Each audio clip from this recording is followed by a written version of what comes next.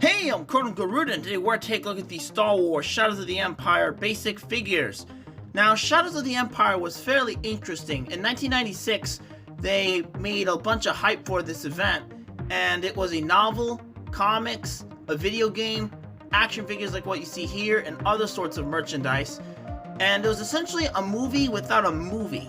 The story takes place right in between Empire Strikes Back and Return of the Jedi, and it involves the crime lord Shizor competing against Darth Vader to become second in command, as Luke, Leia, Lando, and Chewie were all going on a quest to save Han Solo.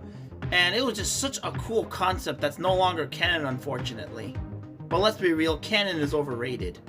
Now, as you can see, I do not have the original packaging for these figures, and I got them all loose.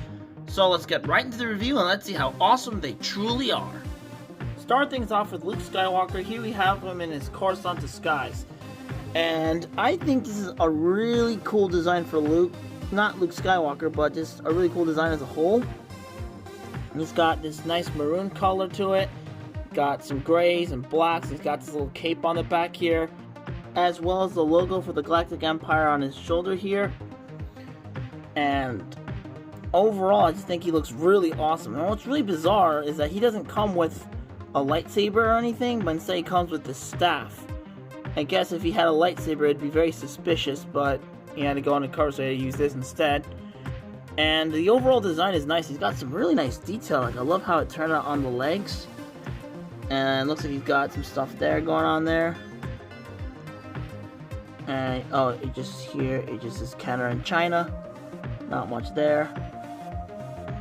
And what's interesting is that I'm actually taking inspiration from this design, and I'm writing a novel called The Marauders, and one of the main characters eventually gets a prototype armor from an evil empire, not the Galactic Empire, but the Zeta Empire, and it kind of would look similar to this, at least in the description of the book. So that's what I have going on there. And what's interesting about this Luke is that you can take off his helmet, revealing his face, and it's a decent likeness of Mark Hamill for the time. Now, this appears to be the same head sculpt that was used for the Power of the Force Luke Skywalker that they used when they came out in '95 in the farm boy suit. Farm boy outfit, I should say, not suit, but you get the idea. But it looks pretty nice. You got some nice blue eyes. Now, for articulation, the arms can move 360. The head can swivel. He's got a waist. And the leg can go back and forth. Also, this cape is detachable if you want to take it off. And you can also take off this little piece here too. I'm doing a peg. So there you have Luke Skywalker.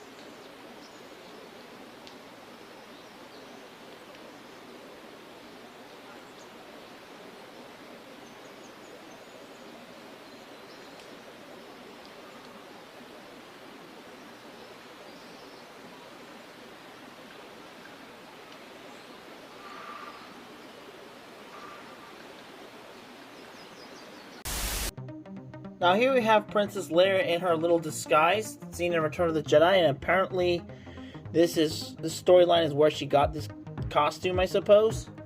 But it's got some really nice painting and sculpting onto it, and I always like the helmet of this disguise she's wearing.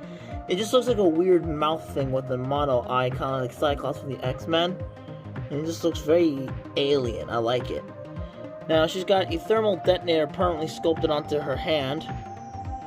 And Also, I think this might be the first time we might have gotten a disguised Princess Leia figure like this. I know later versions of this design came out, but this is the first time we might have gotten it in Shadows of the Empire. But anyway, continue on. She's got what looks to be ammo or something on here, even though she doesn't really have a gun. And she's got some silvers and some kind of brownish colors there. She's got some cream robes and stuff like that. Oh, this piece came off. It comes off really easily. That's a minor gripe I have with this figure. Like the Luke figure we previously looked at, she has a removable helmet, revealing her face. And that's actually a pretty nice head sculpt of Leia. And she's got her hair all tied up back there. And I just think she looks really nice. And as for her accessory, oh, the cape fell off again. She's got this staff weapon. And I think it looks really, really cool. And as for articulation, like before, got the head, the arms, the waist, and the legs can kick back and forth. And that's it for Princess Leia. Let's just get her stuff back on. That. There we go. Next up, here we have Chewbacca in his bounty hunter disguise. Now, this is probably my favorite figure of the bunch. I don't know what it is, but something about this figure really clicks with me. He just looks so extreme and over the top. I just love him. He's got this green armor with some gray silver chipping on it that's painted on there to make it look like it's chipped. And he's got some black spots all over him. He's got this golden eye patch thing strapped to his head. He got this weird haircut. He doesn't even come with this bowcaster that he's known for. Instead, he comes with this big, heavy blaster rifle that just looks so epic. And he also has a vibro axe, which we'll look at shortly. And he also got this little cape that just hangs here. And he's also got some really nice sculpting and detail all around. Let's just take these off for you to get a closer look at the figure. Got all that detail. It almost looks like a cyborg there. And got this belt. Here we got what looks to be a little place to store ammo or something. And you got his feet there, and with more black spots and everything, Canada, China, and everything like that. And one thing that's a little odd about my copy is that on the top of his head, he's got this stuff here. I don't know what this is. I tried getting it off, but it seems really difficult to get off. And I don't know what it is. It's kind of the sticky stuff that kind of dry up over time. It's really bizarre, but it is what it is. Taking a closer look at his accessories. Here we got his rifle. Nicely detailed. And we have his axe. His vibro axe. Which just looks so menacing and brutal. I just love it. And of course you can have Chewie hold both of these weapons. Though it can be a little bit hard to do sometimes because the handle, the gun, and the axe is very gummy almost. But he can hold it like so. Alright, there we go. And he needs his cape. Alright. And there you go.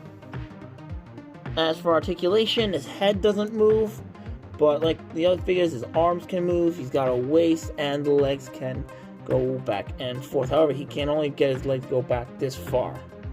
But overall, this figure is totally badass. Next up, we have Dash Rendar, who was basically the replacement for Han Solo in this storyline. I always like the outfit that he has. It looks like he's got these big brown shoulder pads and armor. And he was the character that you play as in the Shadows of the Empire game. Now, he didn't come with this giant sniper rifle with this robot arm and backpack, but he only had a blast pistol in the game. But it was really cool accessory that he has this rifle, and it does come apart if you so desire. Here is the pistol. If you take a closer look at it, and you can see actually is a double barrel pistol in a way. It has like 2 openings at the front. So so theoretically it would shoot 2 lasers at a time. It also has some really nice sculpting onto it. Let's take a look at the other gun. It's not as detailed, but it still looks really, really nice. As for Rendar himself, let's take off the backpack. He's got a nice look to him, but I really wish his beard was the same color as his hair and eyebrows. And he also has some really nice sculpting there. Some nice paintwork and everything. It looks like a little area for like a little pistol that he'd bring out. And overall, he looks really good. Once again, posability, got the head, the arms, the waist, and the legs. And that's basically it for him. And last but not least, here we have the main villain of the story himself, Prince Xizor. Now, I just really dig the design of this character. He doesn't look like a traditional Star Wars villain. He's not a Sith or anything, he's just a really intelligent crime lord that operates with Black Sun. Oh, looks like there's a little paint chip there. I don't know if you can see that. Looks like he has a little bit of a paint chip or something. Oh, he has more stuff there. But anyway, he was the master crime lord that the Emperor worked with to help defeat the Rebel Alliance and became a huge threat. And like I said earlier, he was trying to compete against Vader to become second in command. And he has these robes here, which are kind of made of a soft plastic. And a little problem I have with this figure is that you kind of have to have him in this stance like this, with one leg in front of the other like this, like so, that he stands, otherwise he'll fall over. Now, he also has some nice sculpted with wrinkles on his sleeves, which look really nice. And he has cream colored boots, which have nice sculpting to them. Now, onto Xizor's accessories. You get these 2 energy fans, which are really nice looking and are kind of made of this clear blue plastic. He can hold them in either hand like so. And there, and this one here. And you can just have them like that. Now, I'm pretty sure Xizor didn't really have these weapons in the book or comic, but I feel like they just inserted these weapons so that he has something to use to fight against people as toys when you're playing with them. But anyway, there's that, and you can actually combine the 2 fans together and make kind of a shield-like weapon, which kind of looks like a bow tie, to be honest. But Xizor can hold this bow tie weapon blade thing in his hand like so, or wait, I think maybe better if I do it on the other side. Yeah, like this. And you can have him like that, so you can fight defensively. And before I forget, the articulation is pretty much the same. The head can move side to side, however his pony time can get in the way. So I would be careful if you want to play around with them like this. The arms can move, but they kind of get caught with the rope, but they still can go 360. And the legs can go back and forth, as well as the waist, which can swivel. Now for some size comparisons, here they are next to the high-grade Gundam Revive and the Black Series Darth Nihilus. Overall, these figures are really cool. Definitely pick these guys up if you're a fan of the expanded universe. And the best thing about these guys is that they're really affordable on the internet. And these are pretty much all the main figures in this line. It was a small toy line. And the only other figures that I don't have are the comic 2 packs from this line. And that was pretty much it. And if you enjoyed the video, please leave a like, comment, subscribe, and turn on the notification button. Thank you for watching, and I'll see you on the flip side.